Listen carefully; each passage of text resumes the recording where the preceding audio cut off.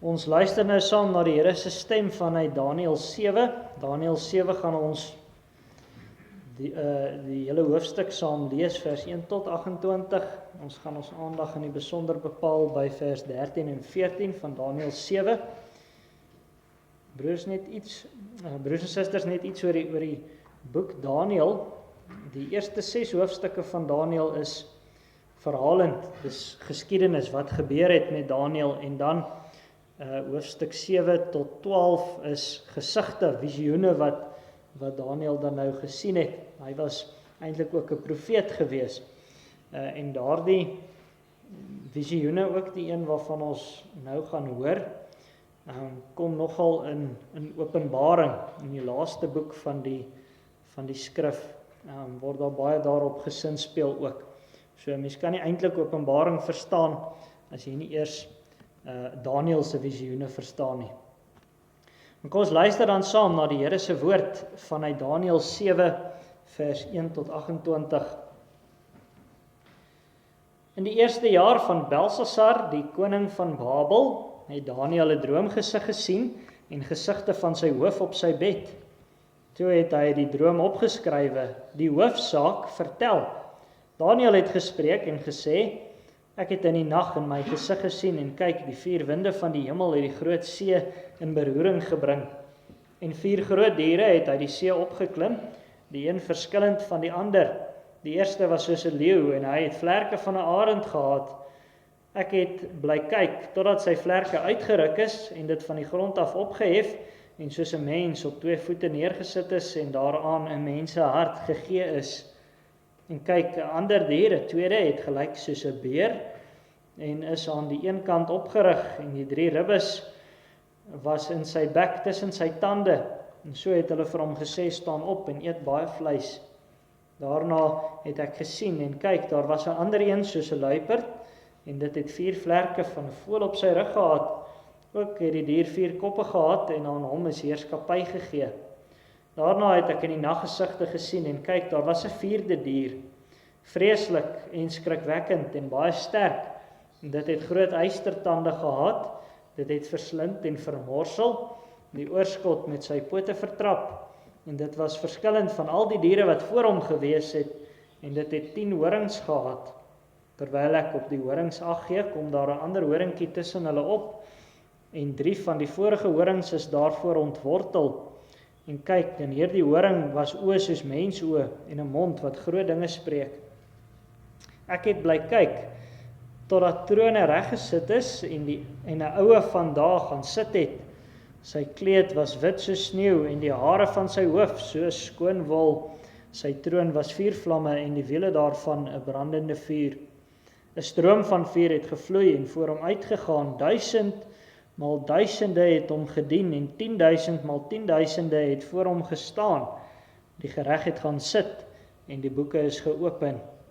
Ek het toe bly kyk vanweë die stem van die groot woorde wat die horing gespreek het. Ek het bly kyk totdat die dier gedood en sy liggaam vernietig en aan die verbranding deur vuur oorgegee is. Ook aan die ander diere is hulle heerskappy ontneem en verlenging van die lewe is aan hulle gegee tot op tyd en uur. Ek het gesien in die naggesigte en kyk, met die wolke van die hemel het een gekom soos die seun van 'n mens. En hy het gekom tot by die oue van daar en hulle het hom nader gebring voor hom. En aan hom is gegee heerskappy en eer en koningskap en al die volke en nasies en tale het hom vereer. Sy heerskappy is 'n ewige heerskappy wat nie sal vergaan nie en sy koninkryk een wat nie vernietig sal word nie.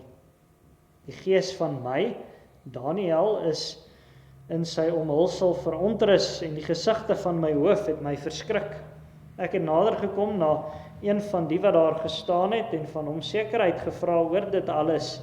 En hy het dit vir my gesê en die uitlegging van die dinge aan my bekend gemaak.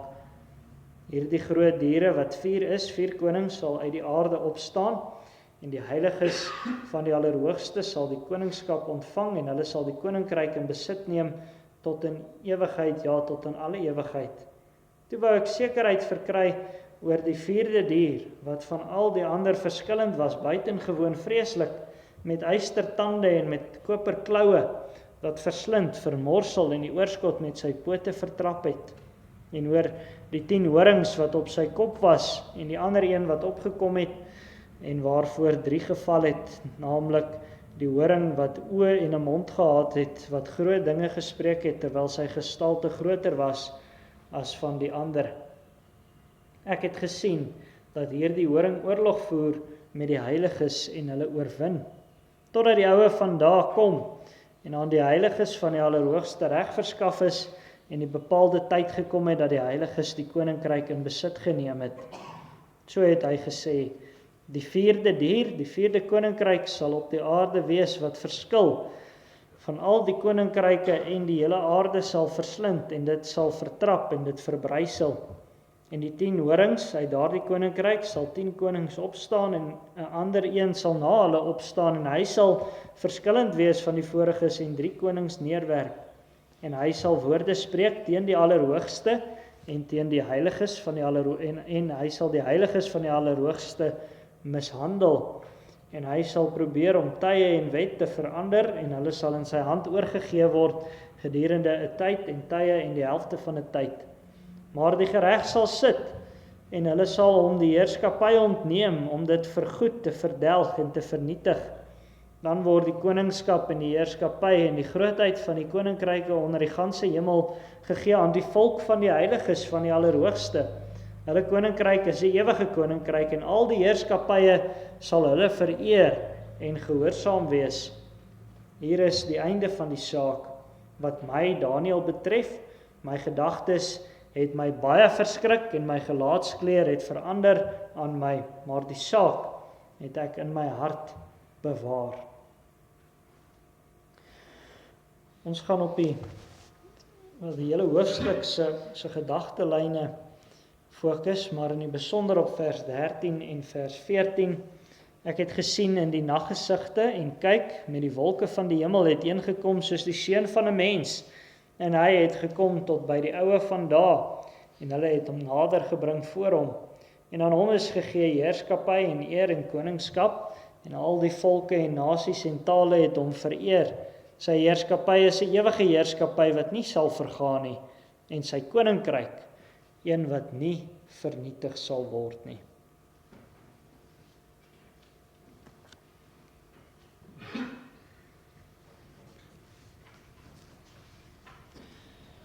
Geliefde gemeente van ons Here Jesus Christus, daar is maar een oorlog wat besig is om in die geskiedenis af te speel.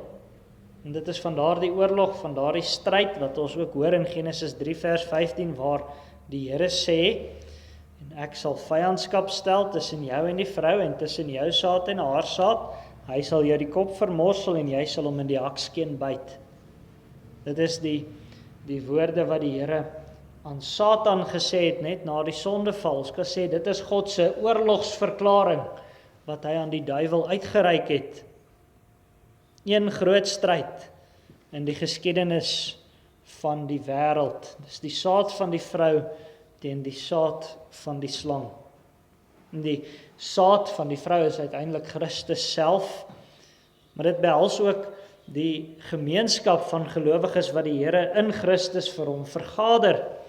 Die saad van die vrou is uiteindelik ook hulle wat deur die geloof met Jesus verenig is. Dit is die nuwe mensdom wat in die kerk tot vergestalting kom. Die saad van die slang daarenteen is alle magte wat hulle teen Christus en teen sy kerk verset. Die groot stryd in die geskiedenis is met ander woorde nie 'n blote stryd tussen ideologieë nie, en dit is ook nie 'n blote stryd tussen volke nie. Uit die hart van die saak is alle oorloë en alle stryd maar merktekens van die groot stryd tussen Christus en Satan. Satan wou deur die geskiedenis die volke aan homself verslaaf. Hy wou hulle sy eie maak om hulle teen God te verset. Maar in die saad van die vrou is beloof dat God sy koninkryk sal laat kom. Hy sal sy koningskap vestig in die harte van mense. En die mense hart is die plek waar die duiwel sy troon opgestel het. Dit is die mense hart wat by die sondeval ten diepste verdorwe geraak het.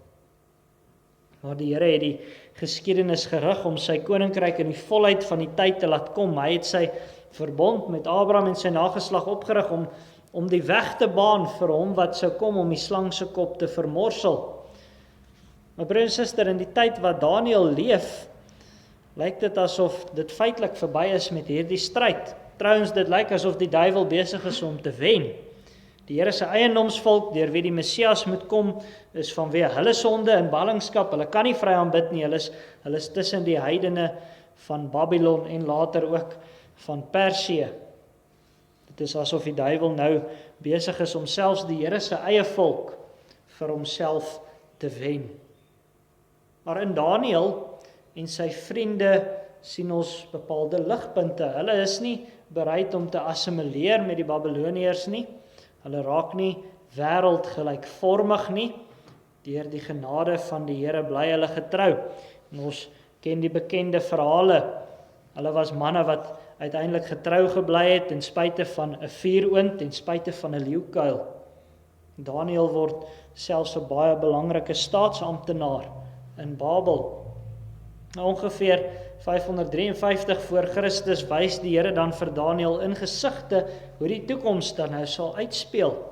En daarvan hoor ons in ons skrifgedeelte en ons hoor dan eers van die wêreldryke van die tyd. Hoor weer Daniël se droom volgens vers 2 en 3 van ons skrifgedeelte. Ek het in die nag in my gesig gesien en kyk, die 4 winde van die hemel het die groot see in beroering gebring en 4 groot diere het uit die see opgeklim, die een verskillend van die ander. Die see word onstuimig, het word in beroering gebring. En nou moet ons in ag neem dat die dinge in hierdie gesig uiteraard figuurlik bedoel word. Die see en die riviere is in die Bybel telkens 'n beeld van die volkere wêreld. Dis hoekom ons in Psalm 93 vers 3 tot 4 hoor. Die riviere, o Here, het verhef, die riviere het hulle gebruis verhef, die riviere verhef hulle geraas, meer as die gebruis van groot geweldige waters, van die golwe van die see, is die Here geweldig in die hoogte. Die riviere of die see kom met al hulle mag en krag in opstand. Hulle staan op teen hom wat regeer oor hemel en aarde, al is hy groter en al is hy geweldiger as hulle almal. In ons skrifgedeeltes is dit dan 4 diere wat uit die see na vore kom. Hulle kom na vore uit die volkere wêreld wat in beroering is. Dit is die volkere wêreld wat in slawerny aan die Satan leef.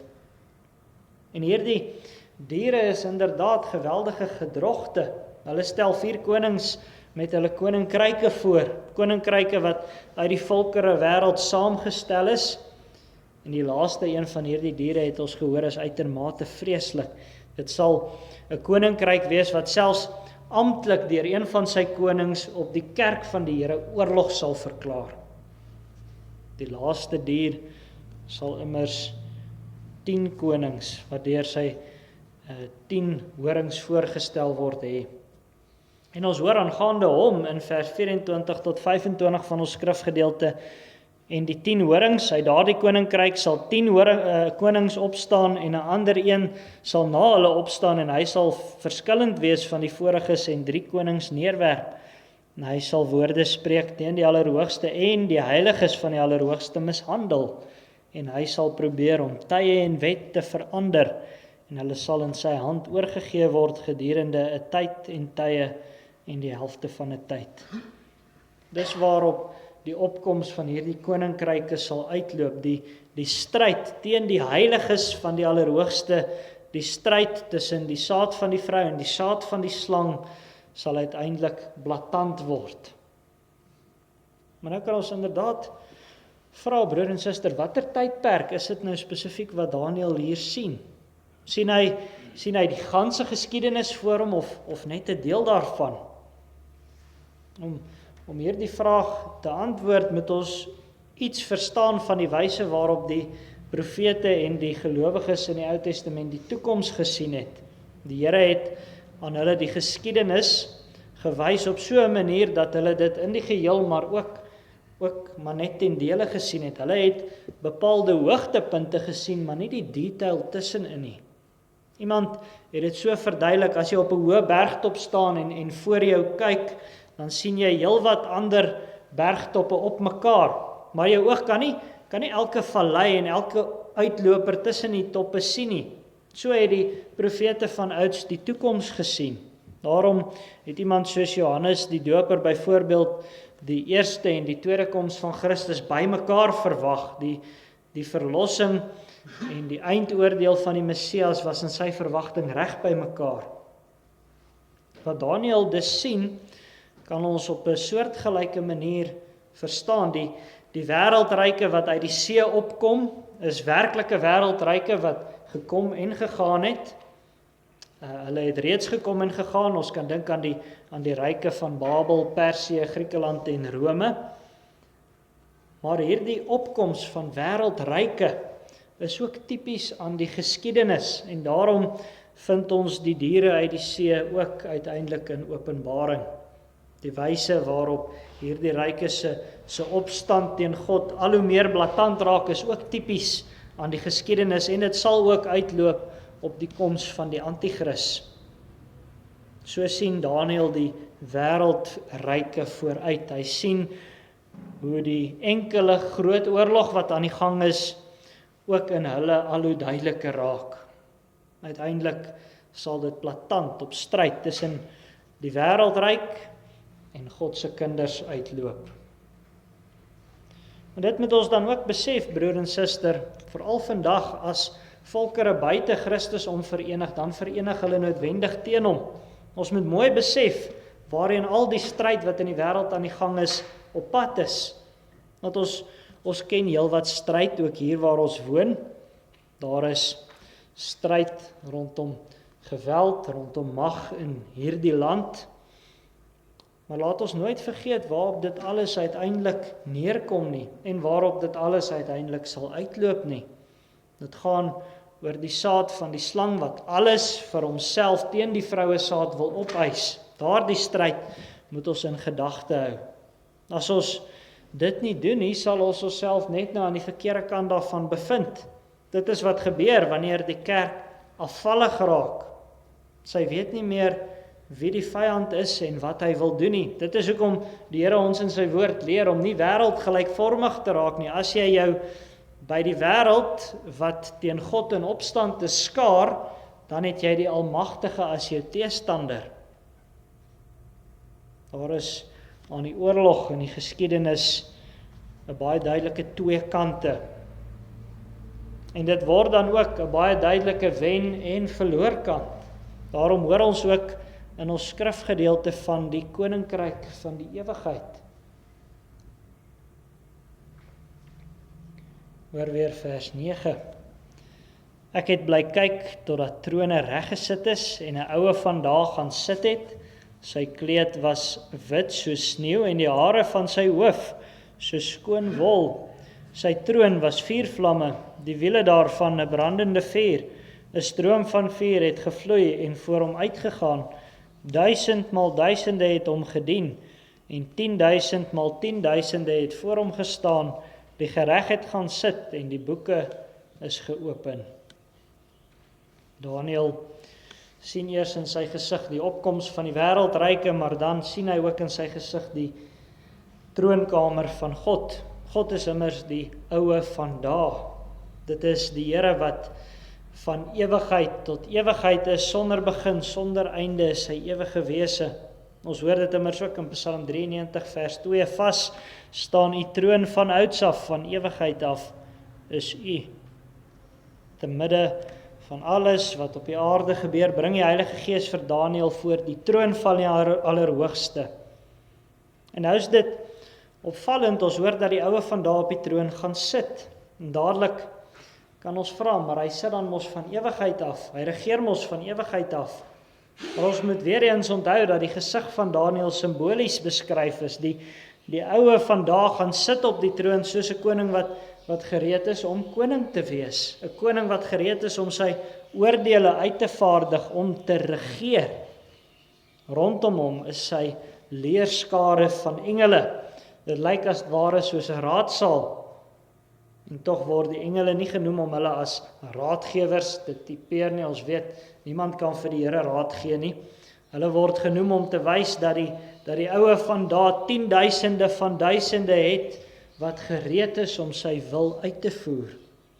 So heerlik is dit wat Daniël sien.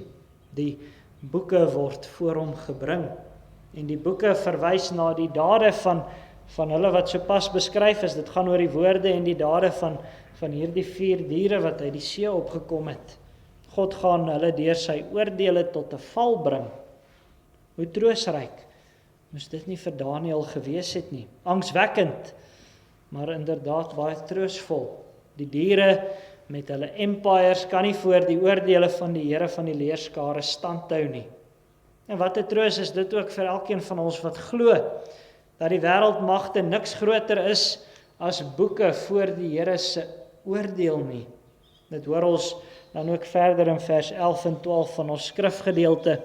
Ek het toe bly kyk vanweë die stem van die groot woorde wat die horing gespreek het.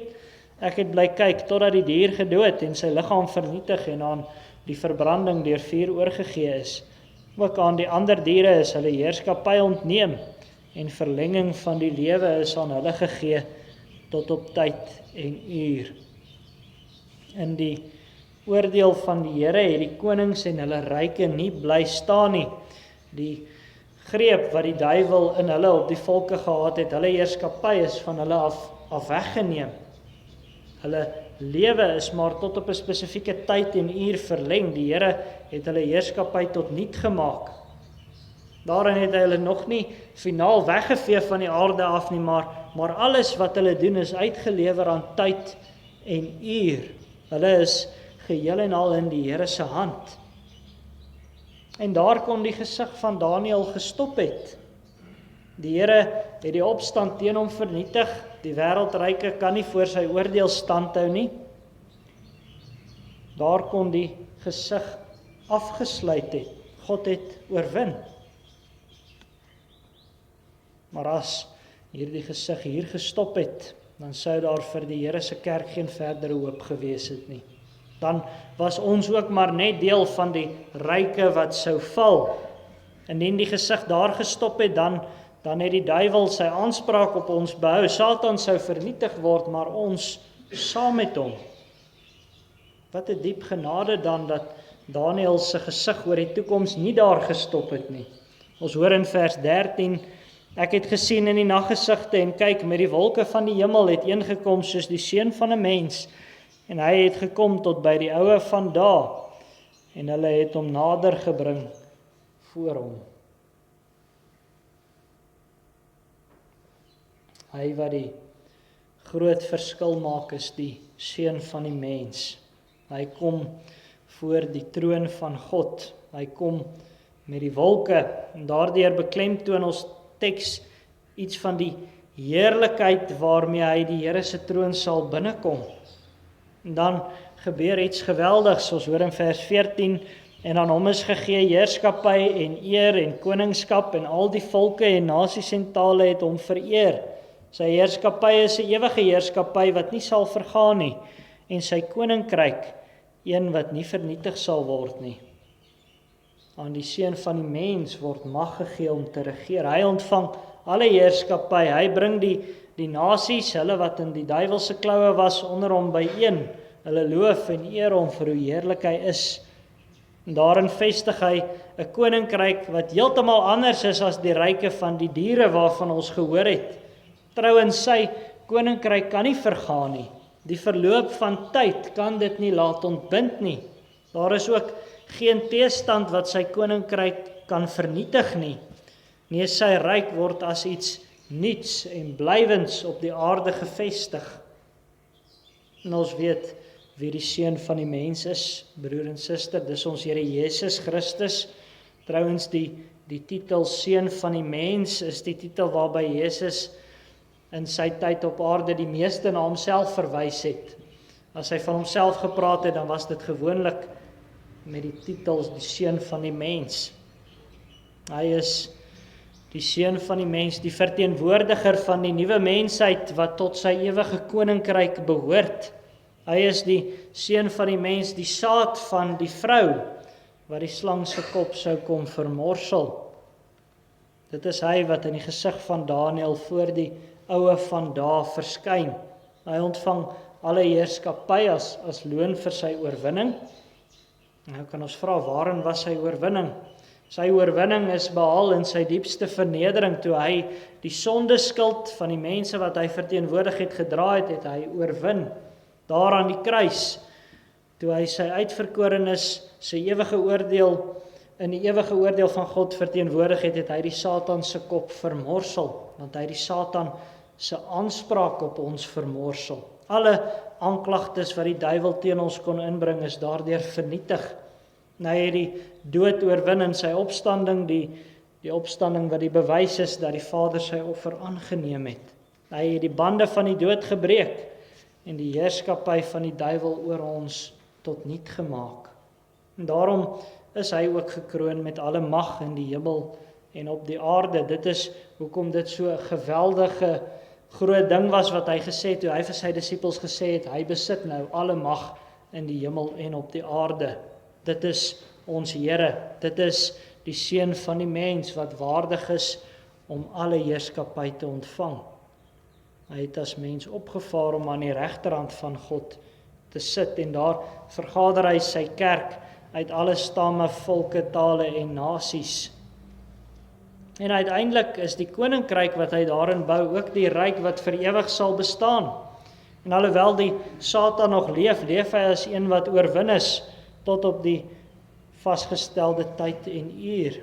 Wanneer Christus sy oordeel oor die lewendes en die dooies voltrek, sal dit die einde wees van alle opstand teen hom. Broers en susters, so was die gesig wat aan Daniël gewys is. En opmerklik sy deurlopende reaksie, hy is gevul met angs. Selfs hierdie deurleefde gelowige bewe vir dit wat hy sien. Want hierdie dinge is inderdaad angswekkend. Dit gaan om die uiteinde van alle dinge. Vir Daniël het God in hierdie gesig, dinge wat vir die blote oog onsigbaar is, het hy vir Daniël sigbaar gemaak. En dit het hom gebring voor die almag en die heiligheid van God, maar dit het hom ook gewys hoe verskriklik en hoe vel die stryd wat daar in die geskiedenis is, werklik is. En daarom bring dit alles ons voor geweldig belangrike vrae. As daar maar een oorlog is wat besig is om in die geskiedenis af te speel, is elkeen van ons wat hier is, maar aan een van twee kante van hierdie oorlog.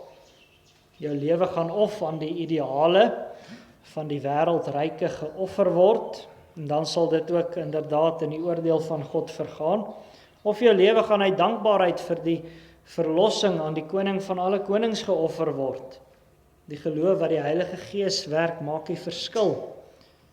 Jy sal of deur die lewende geloof die seun van die mens as jou eie ontvang, of jy sal die oordeel van die Allerhoogste in ongeloof in die ewigheid ontvang. Vra jou daarom af, glo jy dat die seun van die mens ook vir jou seun van die mens is, dat hy jou in die oordeel op Golgotha verteenwoordig het, dat hy jou in sy opstanding laat deel. En laat ons as gemeente dit ook vir onsself afvra.